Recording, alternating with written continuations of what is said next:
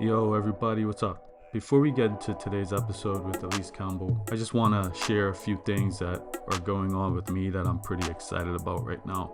So, I am I donated some work to an auction called Forever Home Art and Experience Auction, and it's put on by Wonderneath Art Society in Halifax. And I donated my unceded territories painting, the original, and you know, a portion of the funds from this auction will go towards keeping the Wonderneath Art Society going. And they're a wonderful place. I talked about them in the interview with Kashif. Uh, and basically, this is a place that brings art to the community. It brings people together. It celebrates artists, gives people platforms to share their work and things like that. And it's a really really great place. So if you can support the auction, you can look at wonderneath.com, and it's an online auction. My work's not the only work there. There are tons of pieces of different mediums and different price points. So hopefully you might find something there that you like. And a lot of these artists are actually pretty well-known Nova Scotia artists. So you might, get a chance to grab something by someone at this point now before they become, a superstar, and that's an investment piece. So please check it out. Also, if you might remember, I did an episode with Christopher Webb at one point, and he owns a Pavia gallery and like coffee shop, and he also does an artist residency, and he invited me to participate in that residency, and I'll be starting that until around early May, and I'll be there till like July ish or late June, and we're in 2025 for people who might be listening in the future. So yeah, please, stop by and say hi or whatever. You can kind of see me and hang out and chill and do that thing.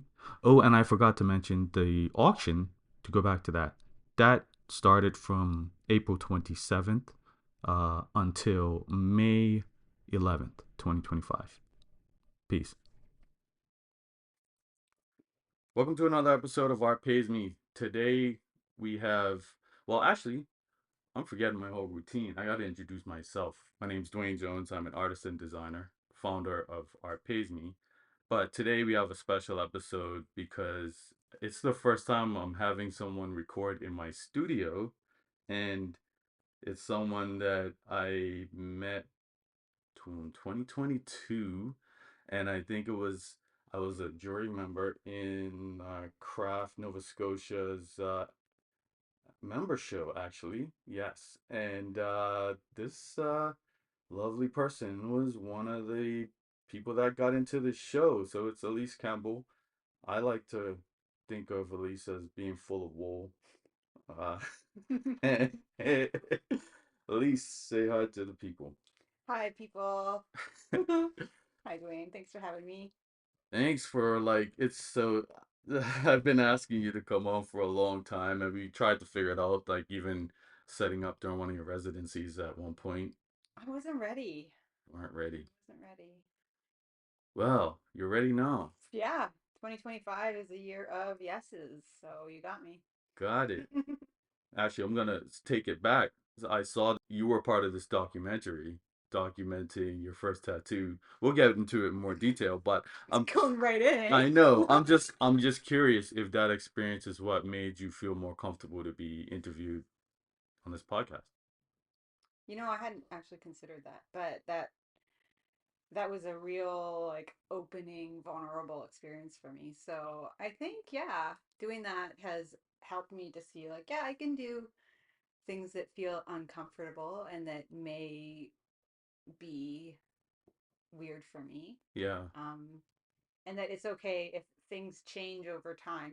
I did that documentary not very long ago, but and even hearing it now, seeing it now, I'm like, oh man, why did I say that already? But it's there forever, and that's just okay. I'm not too worried about that anymore.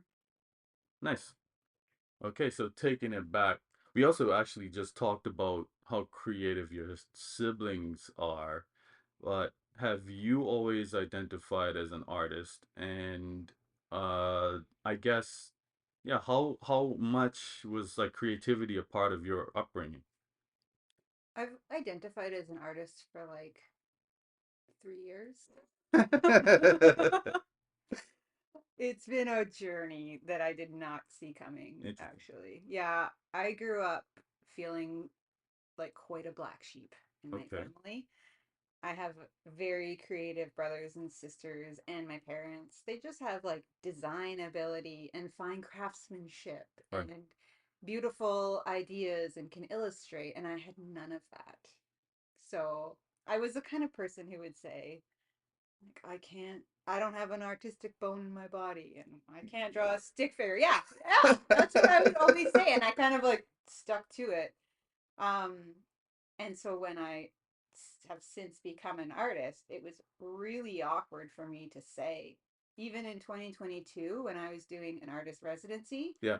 in Chester, I remember like clamming up and feeling like a total imposter when I was telling somebody I'm an artist. I'm okay with it now, Yeah, yeah, yeah, I but get it. no, I did not have any of that creativity. I wasn't an artistic kid at all, and my mom used to say things like, "Your artistic ability is the way that you're socially like bring people in and can talk to others and make people feel comfortable and at ease and be the life of a party and all this stuff just." Yeah, And I would roll my eyes. But actually, there is some truth to that. And I bet she would still say that.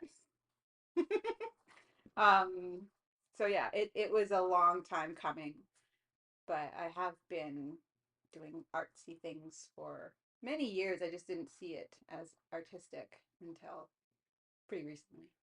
cool. Uh, and I just happen to know you also did like a little runaway stint to Europe. Uh, Oh, when? I've done a couple.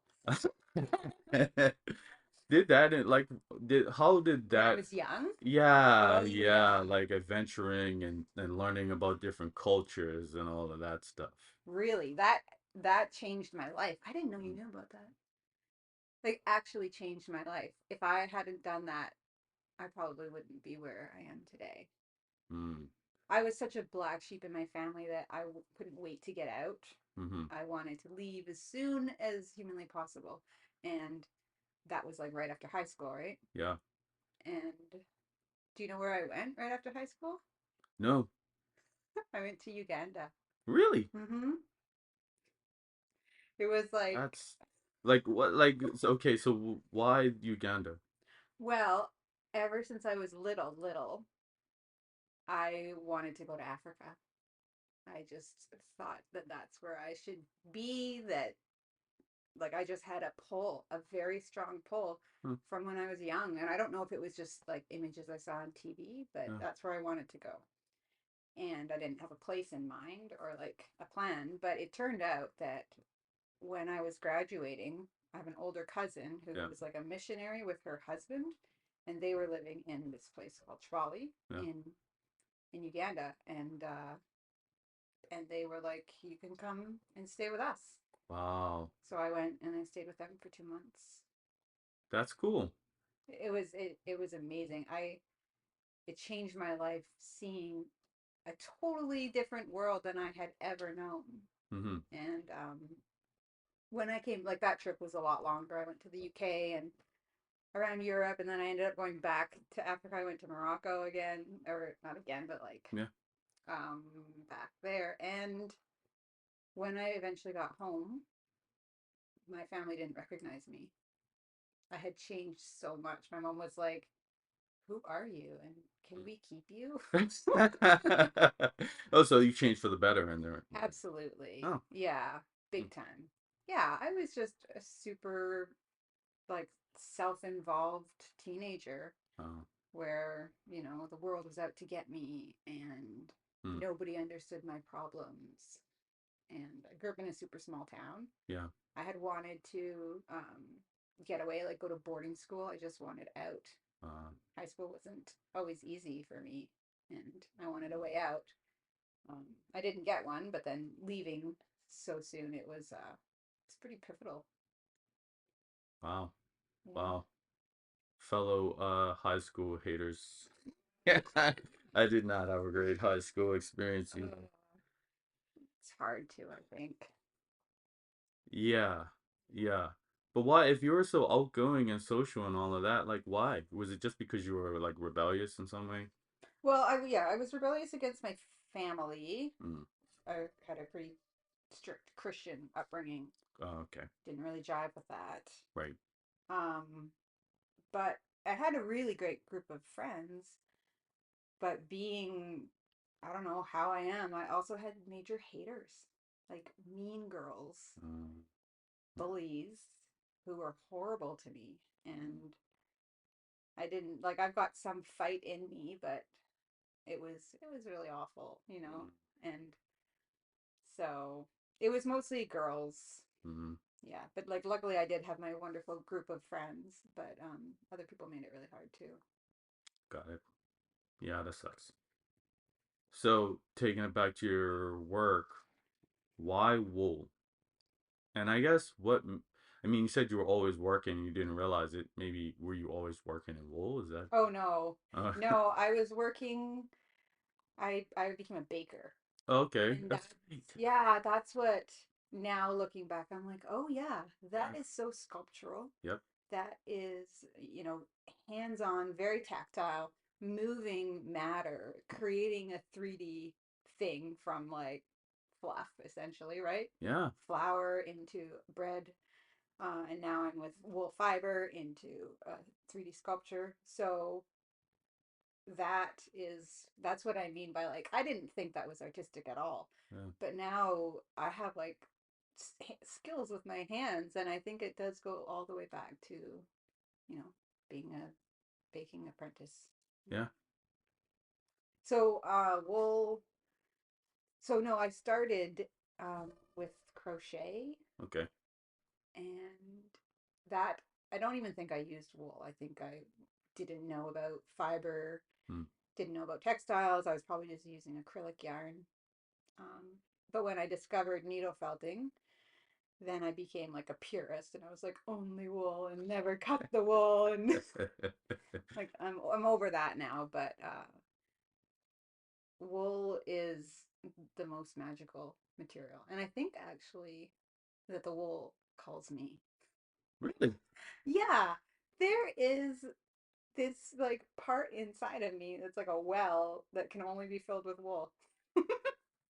That's why I'm full of wool.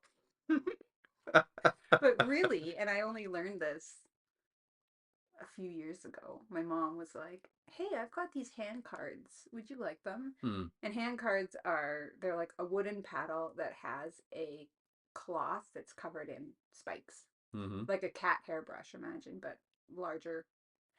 And so those are used to comb wool locks, like the curls from a sheep, to open them up and to put them all in the same kind of direction, Okay. and also for color blending or fiber blending. So she's got these hand cards, and I was like, "What?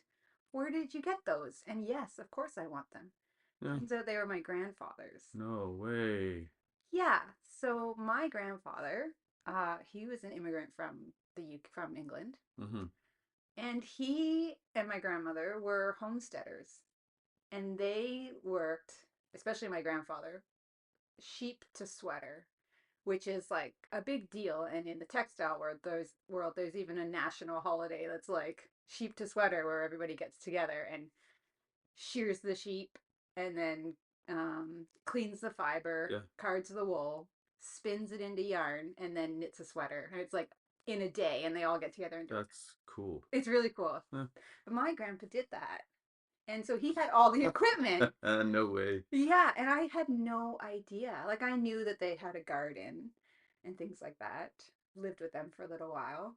And I knew that my mom has sweaters still that he knit for her, Mm-hmm. but I did not know the extent of it. So it's actually in It's my in you, lineage, yeah. Like, right? wow. And I just came by it kind of accidentally. It's And now it's like everything to me. wow. Yeah. That's wow. Like it is like a spiritual calling. I mean, I often feel like being an artist is a calling in a lot of ways. Everyone says they don't really have a choice a lot of the Mm. time. Yeah. I understand that now. If I didn't create the way I do, I think things wouldn't be so good for me. Deep Yeah, down, I do feel like I have to do this. yeah. But you're also like a badass biker babe too. Or is that I shouldn't say babe. Oh, you can say babe. I think any girl on a bike is a babe, no? Yeah, 100%. Yeah, yeah.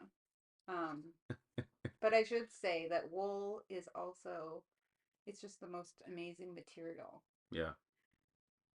Like wet felting is the oldest form of fabric known to humanity.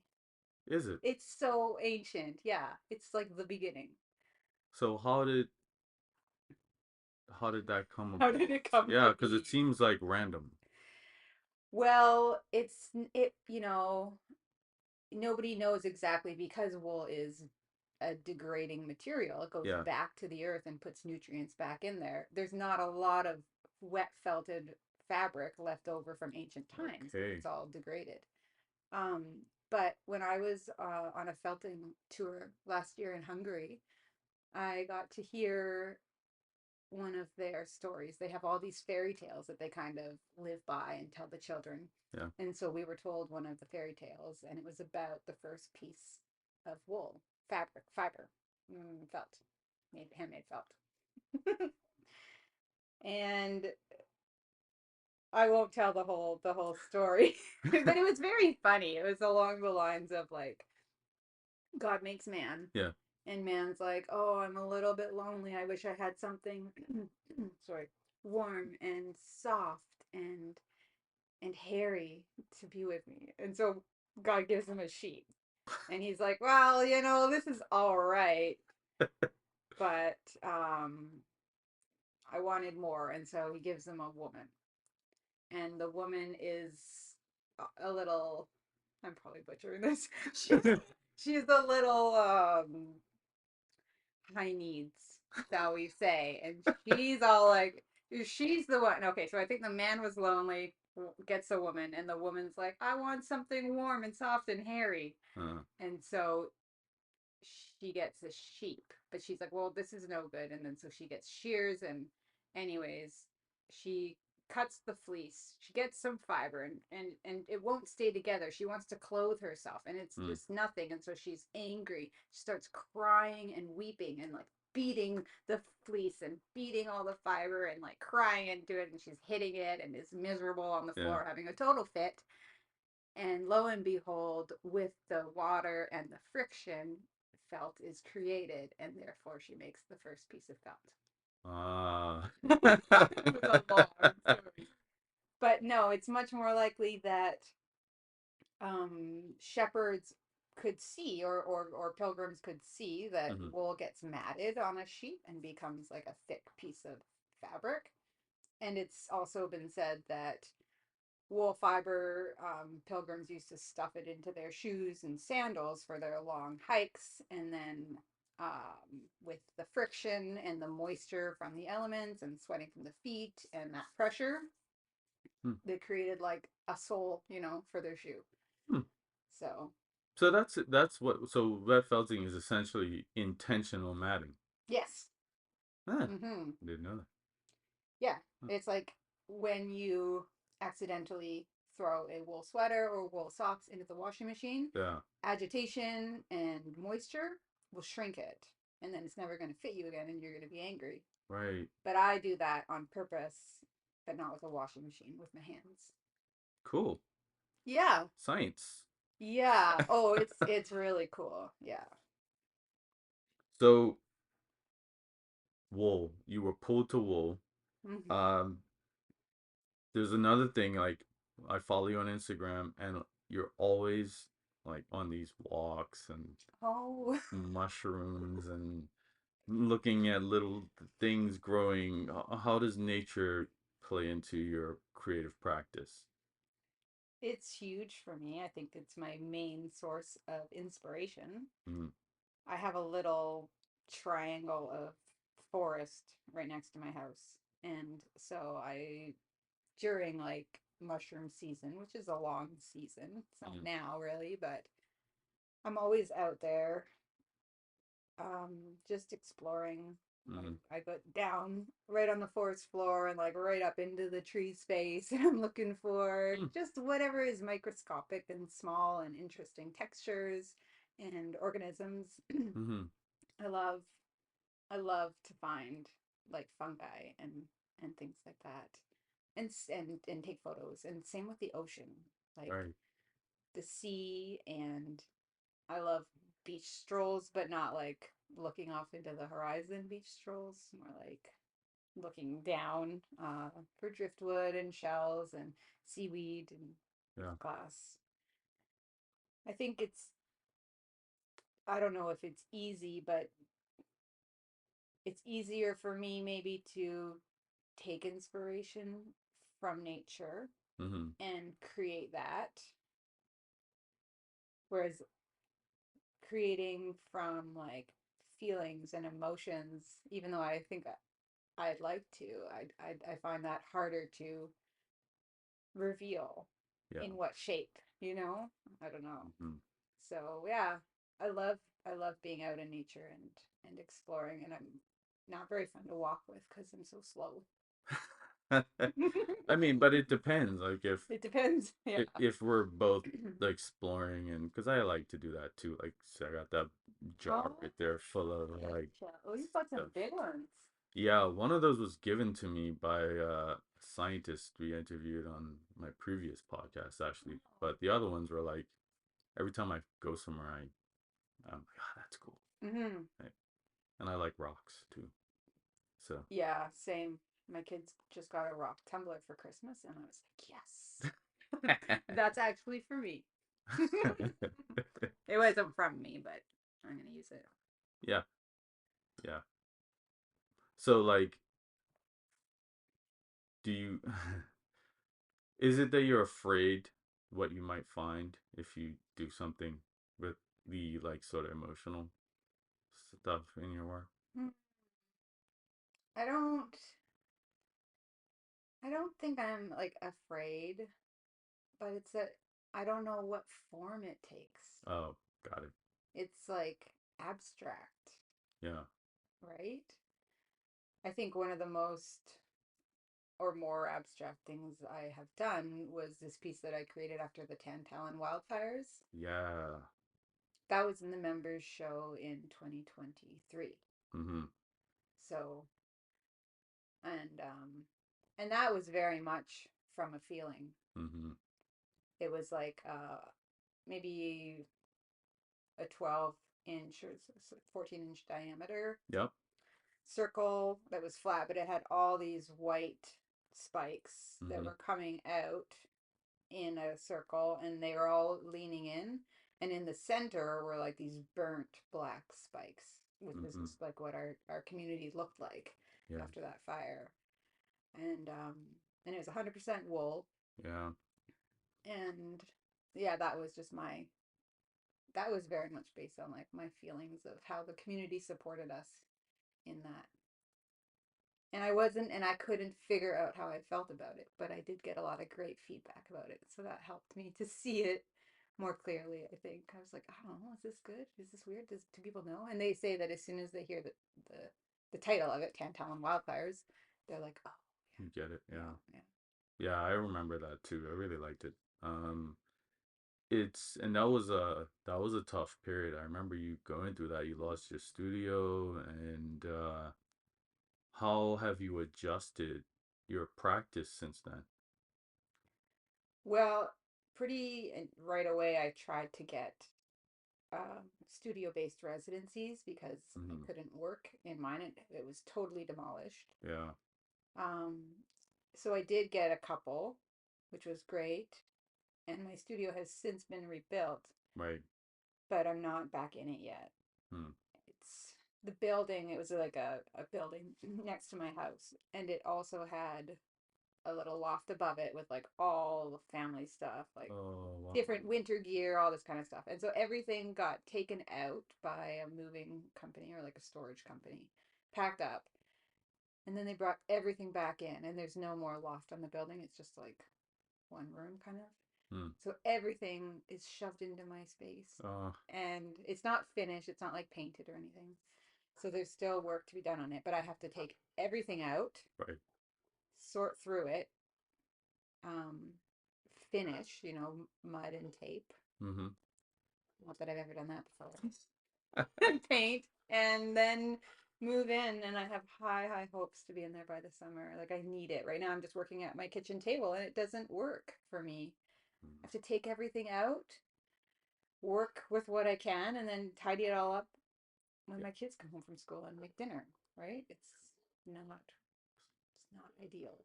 Yeah, I was just talking to an artist about that last night. I went to an exhibition, Hmm. and it's like the benefit, I guess they said, was like you. One of my dogs going crazy. Jeez. You have another podcast guest coming? No.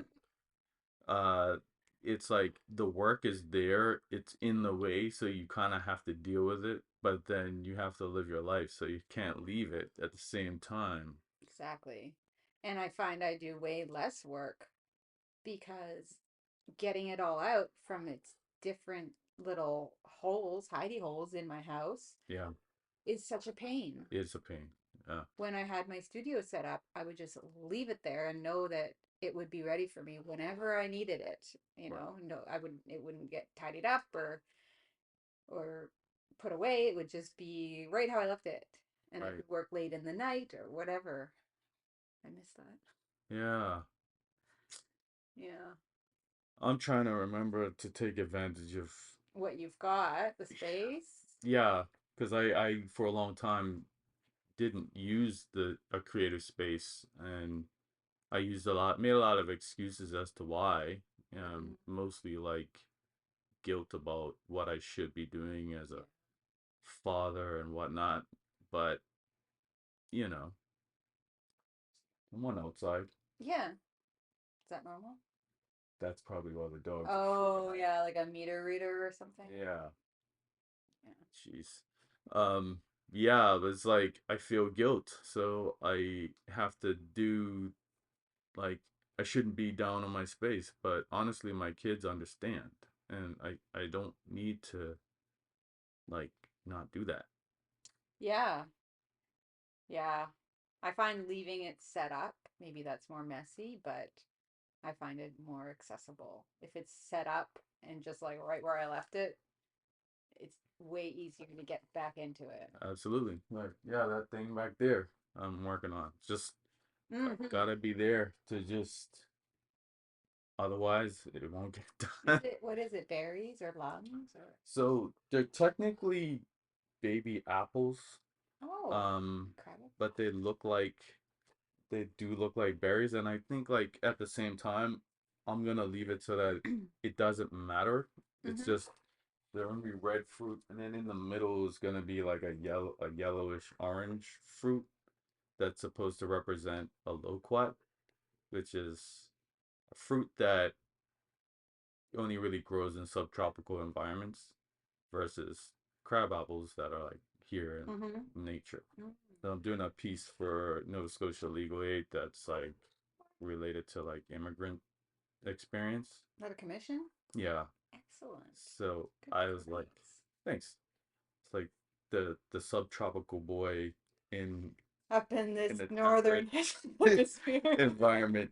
So like loquats are actually really small compared to apples, but um Are they at all like a kumquat? yes, they're kind of similar to a kumquat. Okay. And I started growing one in there.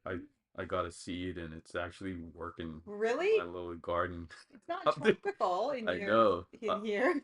And everyone's like, it'll never work. I'm like, you know what? Art is like science. Growing plants, this is science. If it doesn't work, it doesn't work. I'm just gonna try it, and it started growing. That's great. I'm happy for So you. Oh yeah, because you've got those lights up. Yeah, I got some grow lights, so I'm trying to like, simulate different environments and whatnot. Yeah, where'd you get that pitcher plant? At Audrey's little plant shop in Oh, Dartmouth. I love it. That's Yeah, great. it was a Christmas gift actually. How sweet. So yeah, I like my little carnivores. Mm. Um, I met them in Newfoundland this year for the first time. It was so in cool. nature, Yeah, out in the wild. what do they? How do they grow in the wild? They grow not like that. They grow with three or four leaves straight up, and Yeah. then the cavern Ah, with that. And they are so random. Like maybe there'll be like two or three next to each other, yeah. and then there'll be one way out in the distance, or just one just alone. Mm-hmm. But yeah, I didn't ever see them like on a trellis like that.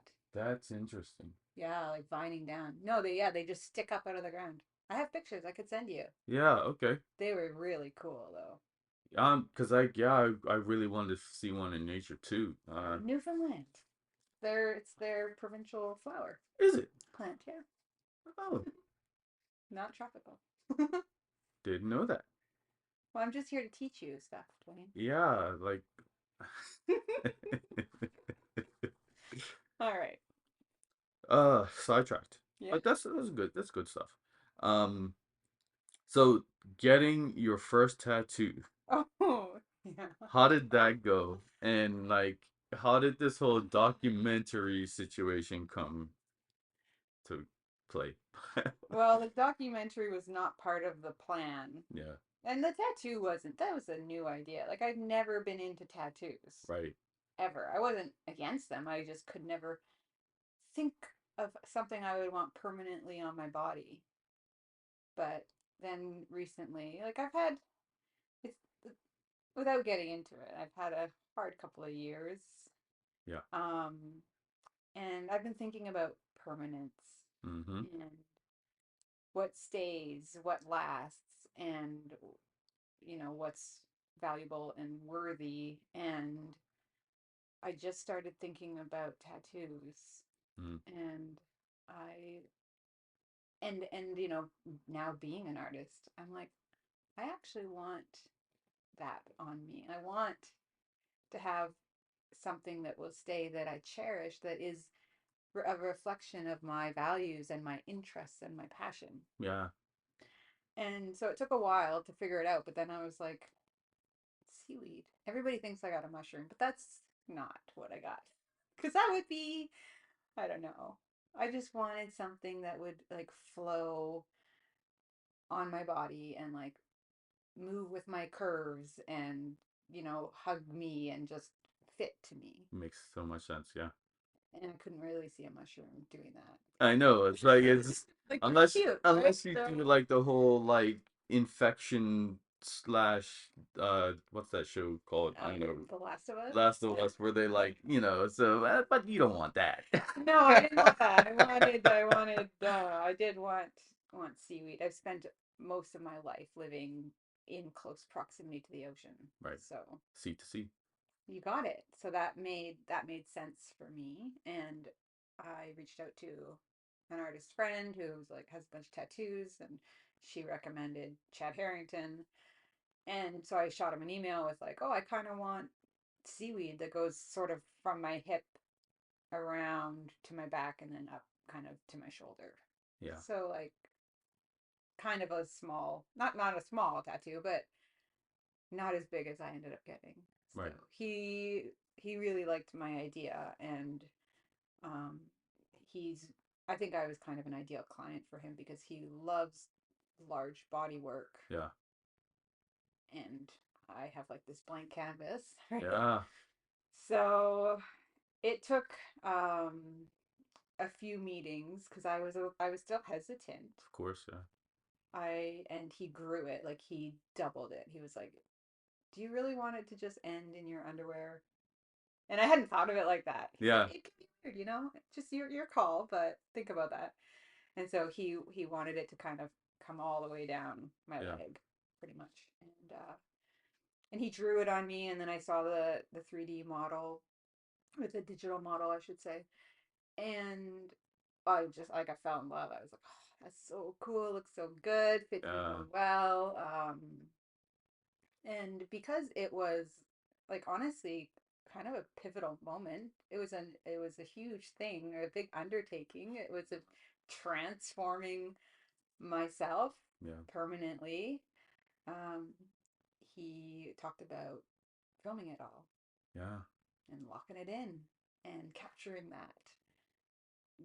whole thing and talking about it actually and the documentary ended up being different, like it was going to be more of a podcast type conversation back and forth, both of us chatting. Mm-hmm. So after all the filming, he edited it all and did everything. And so he's like, so yeah, it turns out it's just you. Yeah, I'm surprised because I was expecting more him, but yeah, It's just me. it's your story, like, Yeah. which I could see that being a show, to be honest. Yeah. Like him doing like a whole series of people, like, Oh yeah, yeah, yeah.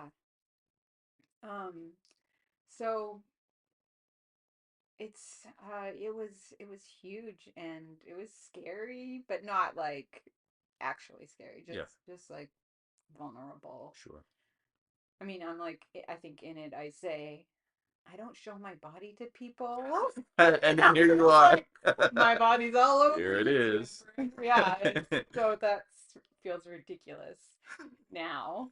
And like I'm just like I'm a pretty average lady. Like, I'm not like a model. Okay, I'm not like an actress. And so to have all that on there is it's a bit tricky, but it's okay. And I think I couldn't have done that at any before. Hmm. I had to grow up and be like, yeah, this is what I got. Like I take care of myself, but there's no perfection, and that's just fine. Absolutely. That's just fine. Yeah, So I think that's the hard stuff is seeing that part of me and then just having to remind myself like that's okay. That's what bodies look like. that's what bodies look like. Yeah. That I mean, yeah, Mhm. that's just it. Mhm. I'm myself even trying to like feel more comfortable, even, every time I see a picture of myself, and I'm a dude, which is different. Yeah. But like We it's still like, judge it. yeah, so um I get it and I appreciate the vulnerability, and yeah, you have nothing to worry about. Like, Oh yeah. And Chad was so great. He was just like very professional. yeah. Made me feel so comfortable and we became great friends and Hmm. like spent a lot of time together. Right. It's like 3 sessions, Yeah. like How six to long? eight hours Six each. to 8 hours each. Whoa. Yeah. Yeah. The last one was probably less than that. I think 3 or 4. But Yeah. Yeah. And I can imagine too, like, just like you're going to look back on this moment years later and be like, oh wow, like damn right that's, I did. yeah, yeah, it was an awesome thing to like get captured for you, I think you know? that's what I think about it now. Mm-hmm. Um, I knew going into it that there was the possibility that I wouldn't love it or that I would regret it. Yeah. But I knew like that was a possibility, but I knew for sure 100% if I didn't do it, I would regret it. Right. I just had to. I felt like this is the time and this feels right. And if I don't do it, I will forever say like, why didn't I? Why didn't I? Yeah. Yeah. What was I afraid of? This is the thing. Stop being afraid, Gotta stop right? being afraid. Yeah. That's my whole thing too. Like But hard conversations. even being afraid is okay, Yeah. but you still have to move Move forward. forward Yeah. despite the fear. Yeah. Yeah. Because that's what makes things interesting too, like overcoming things that you were previously afraid of, or yeah. Uh, Going into the fear, like understanding that, yeah, this is scary, but I got it. And even if I don't, even if I fail, that's yeah, that's okay too. okay. Oh my gosh, yeah. Oh man. So, and then you work in schools teaching red felting. So how did you get involved with the schools, and what would you say is the most fun thing about working with kids? I got involved, I think, because I applied for everything and I cast a wide net. And Okay. so that was like an opportunity that arose. Actually, I always wanted to be a teacher. I thought that's what I was going to do. I went to school, got an English degree, went and got my TEFL to teach ESL, Oh. and I did that for years, online actually. But I didn't finish the actual teaching degree. Mm. So I thought that that was just a miss. But now, like, I teach in schools all the time, and I'm like, okay, so I am a teacher, but just in a different capacity that Yeah. I hadn't understood. So I got involved with that through Visual Arts Nova Scotia. Mm. The PAINTS program is an acronym for professional artists in the schools. Mm-hmm. So I put up um, a workshop kind of applications, what I can do, Yeah. and they accepted me. And so now I have a profile on the PAINTS website, and any teacher in the public school system can go on there and request a workshop with me. And it's a ton of fun. Um, I've got three now. I've got a brand new one this winter, and Okay. I'll be finding out if I had any requests for it within the coming weeks. So that'll be fun. Cool. But the best part about working with kids, I think, is when they when they experience the magic of it. Like wet felting is quite magical. You Mm. take this fluff and you get it wet and you rub it for a bit and it becomes fabric. Uh-huh. It's fascinating. Right. And right now I'm working in I've been teaching at a Waldorf school down in Mahone Bay. I got a little gig Nice. offered to me, so I'm doing that. And every day that I've been there the last this week and last week, I've had a kid say to me, "Thank you so much for coming to teach us. I love learning this. I'm so glad you're here. I can't wait to have you back." Like they're just loving it, and that for me that makes it all worth it. I love, like, I say now that my purpose is to preach the gospel of wool. I can see you're very passionate. Yeah, Oh, oh. I sure am. So I love it when people kind of get it and they feel that spark and they're like, "Holy, I Yeah. can't believe I can do that." I still feel like that. I'm like, "What? Did I just make that massive mushroom Yeah. out of wool? Like that's crazy." Yeah. I remember that big heart you made. Oh yeah, that was a good one. Yeah. Like, That was a commission. I don't normally make things like that, but I was shown a picture of a felted heart like from the internet and was asked like, "Can you make, something like this?" yeah. And I was like, "Please, I can make way better than that." So yeah, I normally hate. I don't like commissions, but that one was such a cool challenge, and Yeah. it really it expanded my abilities, I think. Yeah. So I loved that. That's what I like about commissions too. Like as a designer, I started moving away from design work because I was sort of tired of doing other people's things, I guess, and building Mm, other people's ideas out. But then, like the painting I have a commission for, and a few other commissions I've done, it's like sometimes they just kind of force you to think in a different way, I guess, or stretch what you would normally do. Like I did a more photorealistic painting one time, and I was like, that's not normally what I do, but it was fun to know I could do it if I need to. yeah. Um, so yeah, it's fun. It's cool. So with this commission, did they say we want fruits, or did they No, just say we want to talk about the tropics and it was just the immigrant experience. That immigrant was it. They experience? just left it Oh, completely see, open. that's pretty cool then. Right. Yeah, that's neat. Yeah. So and it was same with the other commission. It's just when like they're like, we just want you to do your thing, but That's beautiful. here's the direction that we want to take it in. Yeah, I like that because then you just know that they're choosing you because they want your work. They like your work and they want your work. Correct. And I think in the past I've struggled with, well, what if I don't get it right? And Yeah. yet I just have to remember they wouldn't have chose me if they didn't want it to look like my work. right? Yeah, Yeah. yeah. I think that's the difference. Like a lot of times as a graphic designer, it's like they want a thing and they have a very specific idea of that thing in their mind. So they're not sometimes they are, but a lot of times they're not work choosing you for you. Mm-hmm. But with this sort of thing, it's like they know what kind of work I do and Mm-hmm. they want their version of that thing. Yeah, And because they that's own it. right. So that makes it more fun. So you just get like a timeline and a budget kind of thing, or Basically, yeah, yeah, they said here's what we can pay, or actually they asked me to submit an estimate, super. and just said like we just need it before March 31st. So So you've got a month or 2 months. 2 months. Super. Yeah, and I want to get it done as soon as Yeah. possible. I'm gonna check in with you on March 30th.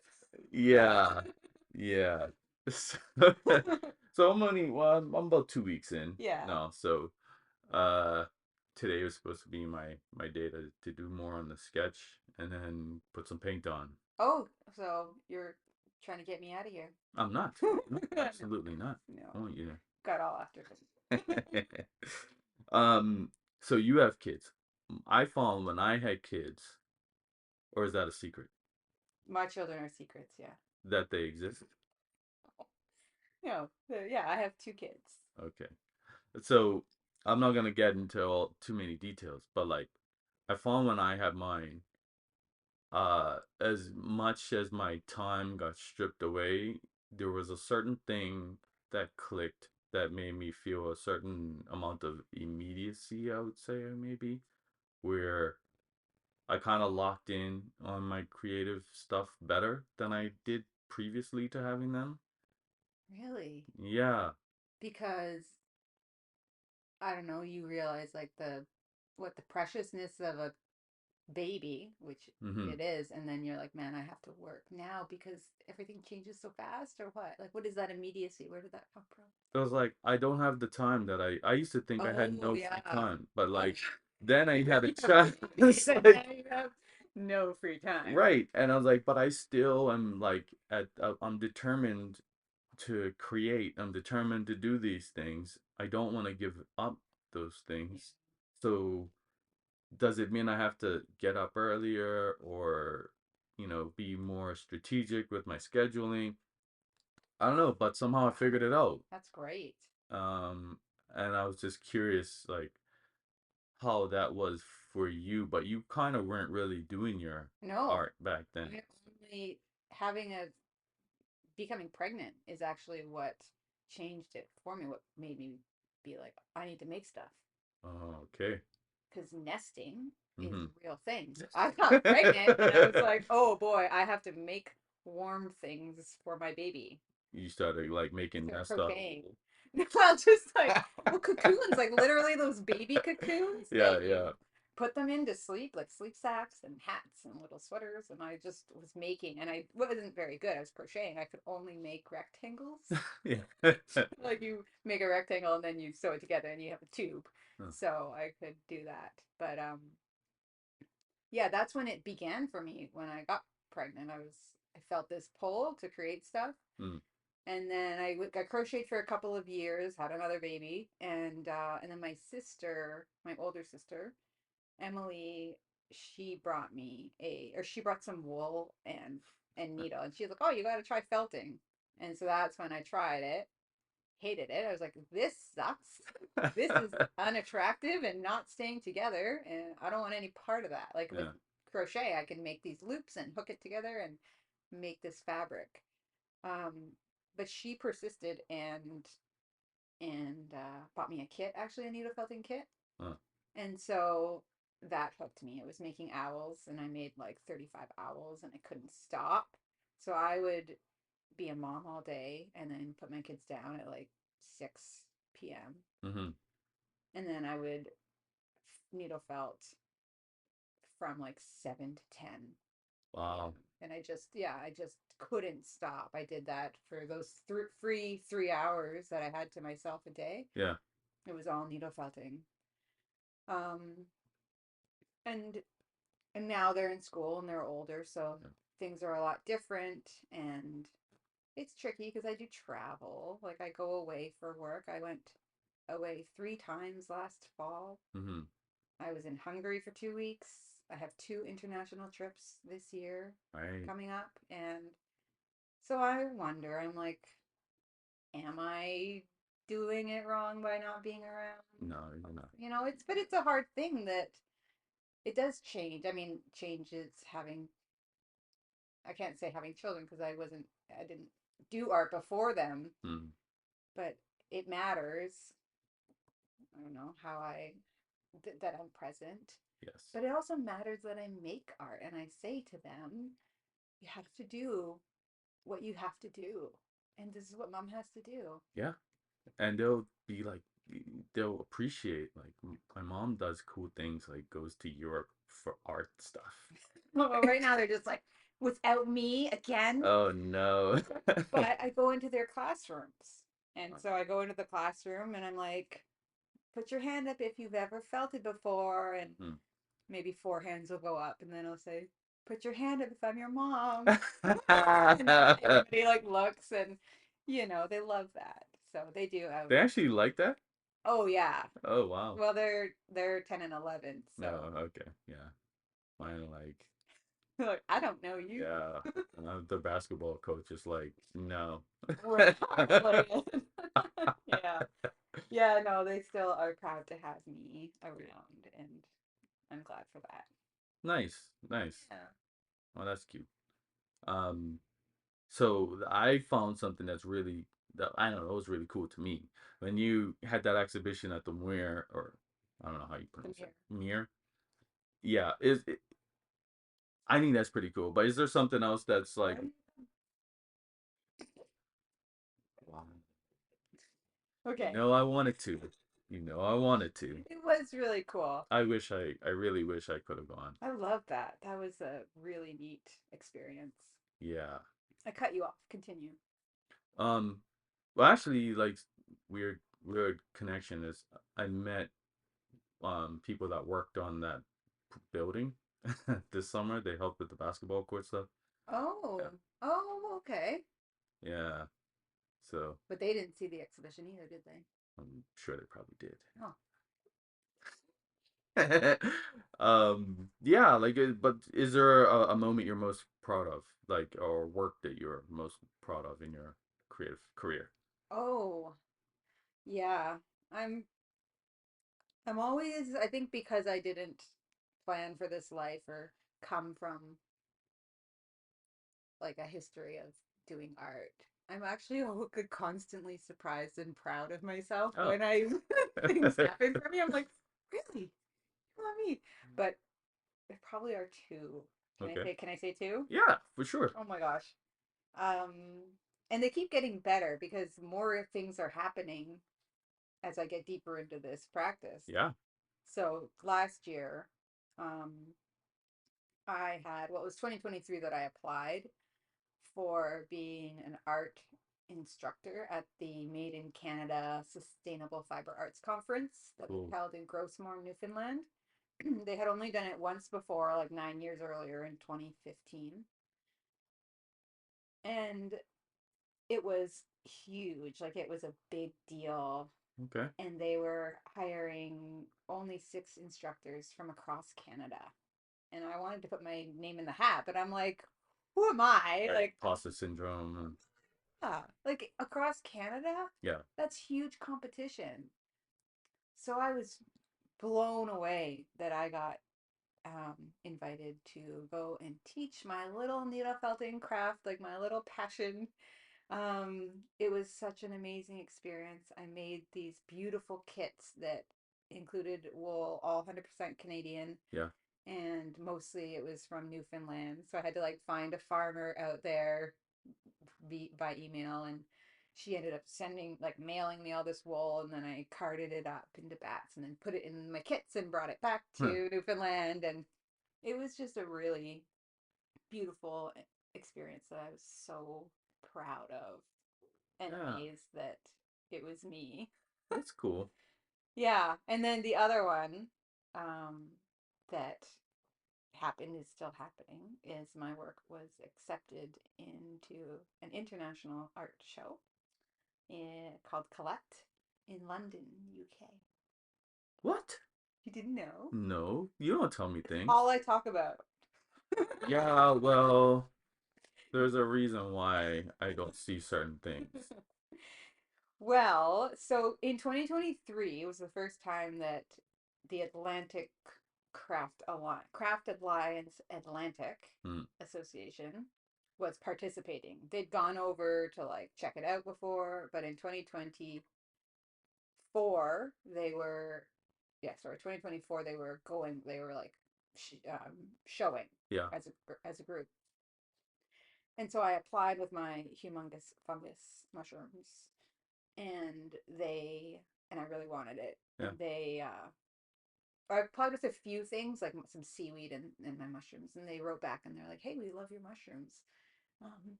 Send us those. Like, let's check. We want to see more, kind of thing." yeah. And so I sent them and got shortlisted, but didn't make the cut. So I didn't show last year, but then this year again they put a call out, and I was like, okay, I've actually been doing a lot of learning about my mushrooms, and I've Yeah. been taking some workshops even and doing smaller scale, more realistic, adding some like forest floor and situational stuff in there. And so they've changed quite a bit. So I submitted these new mushrooms that are like smaller and very much more realistic, maybe. I don't know. Hmm. And they wrote back and they're like, what about those large mushrooms from last year? And I said, hey, you guys, you didn't want those last year. And they're like, yeah, but it goes so much better with the curatorial theme this year. And so just, could you send us those again? We want to check them out. So I did, and then I got accepted. And so I spent the fall when I was also busy traveling to different locations, teaching a Mhm. lot, creating, they wanted 6 new big mushrooms, large scale. So I worked my butt off and I made this collection that I'm so proud of. I'm just like, Oh, did I do that? that's cool. It's crazy. So they are on their way to London right now. The show Oh, opens on February 26th. I'm going over in a couple of weeks. oh man, Amazing. that is, and it's like it's one of those examples. So I've participated in juries a bunch of times now, and sometimes things don't necessarily make it in, Mhm. but when you're a juror, you're always thinking like, man, I really wanted that thing, but for whatever reason, it didn't make it. So this is Not like, because it wasn't good or, yeah. yeah, this is a prime example Oh, of why it's worth it to just apply to things and put yourself out there. that's my motto, Yeah, is just put myself out there. I apply for so much. you do, and yes, I admire What? that. I admire that. I'm I took it from you. I'm just like I gotta get myself out there more. You have to. And the more you get yourself out there, the more opportunities present themselves. Yeah, Like I get opportunities from people who say, "Oh, I saw you're a paints teacher. Like we're a church, but we want you to come teach us." right. Or like that's how I got this Waldorf gig. Is Huh. I was like sitting at home writing an application a couple weeks ago, and I got a phone call from my friend, and she said, we need a teacher. Can you be the handcraft teacher for the Waldorf school?" And I said, "No." She's like, "Well, why?" And I said, "I don't do handcrafts. I only felt." Yeah. And she's like, "No, no, you knit and stuff." And I said, "No, I only felt." And so she was like, "Oh, let me think about it and get back to you." So she lined it up that I could just kind of tide them over Yeah. for a few weeks. So I've just been doing 3 weeks of teaching these kids a couple times a week. And I didn't apply or search for that. It just was handed to me. But I'm always putting myself out there. And Dwayne, I do get a lot of rejection. Like I know, I'm sure. Yeah. yeah. Yeah. So that's part of it. Yeah. But the more you do it, the less the rejections bother you. Oh yeah, they don't bother me. Like some things I'm like, damn, I wanted that. Yeah. But in the past, when I was much younger, it would like crush me. And that just doesn't happen anymore. I'm like, Yeah. The things that are meant for me will find me, Mm, and the things that aren't, they're just not meant for me. And that's okay. that's okay. It's not. It's not worth losing sleep over. And on that note, how can the people listening find you? I am. Would you like my home address? Yes. Yes. I'm pretty much mostly on Instagram. My handle is full of wool fiber art. Fiber spelled the Canadian way, Fibre. And I have a dinky little website that's it's called Ellie Mae Fiber Art. I don't even know. Don't go there. And then on Facebook I'm just full like / full of wool. And yeah, I'm all around the schools, but mostly Instagram if you want to find me. Cool. Well, Elise, thank you for finally doing this show. And I gotta shout you out too, because it was one thing I wanted to do a segment of like uh listeners and stuff. And I remember one time you were like my biggest listener on Number one or fan. number one whatever on Spotify. And I was like, oh man. Yeah, you love that, right? It was cool. It was like, oh man, it's like people actually like this thing. Oh yeah. Well, I knew about you before you knew about me. So I was Okay. listening to you before you even knew I was well, way back in 2021 because I was in the Jeez. the new grad program, Yes. Right. and my mentor at the time, Michael McCormack. Oh yeah. Mike, I was just talking to him last night. Yeah, he was like, "You should listen to Dwayne," and I was like, "Who's this?" So yeah, that's when I started listening to your podcast because of. No way. Yeah. That's funny. He was at that exhibition I went to. Oh, neat. Um, yeah. Oh, and you're on the Vans mentorship program this year, are you know? I'm currently in that program. Yeah, my Yes. mentor is Barbara Launder, Okay. and she's helping me to achieve my dreams of having a solo exhibition one day. Yes, I love Barbara. Yeah, me too. Barbara's great. Yeah, Uh, that's the future. okay. Okay. Well, thank you very much. You can find me at artpageme.com and at artpageme on most social media platforms. Peace. Thank you for listening to Art Pays Me. Hit me up on socials at Art Pays Me pretty much everywhere and let me know what you think. I love connecting with listeners. If you're an artist looking for clothes that speak to the creative lifestyle, check out artpaysme.com. Peace.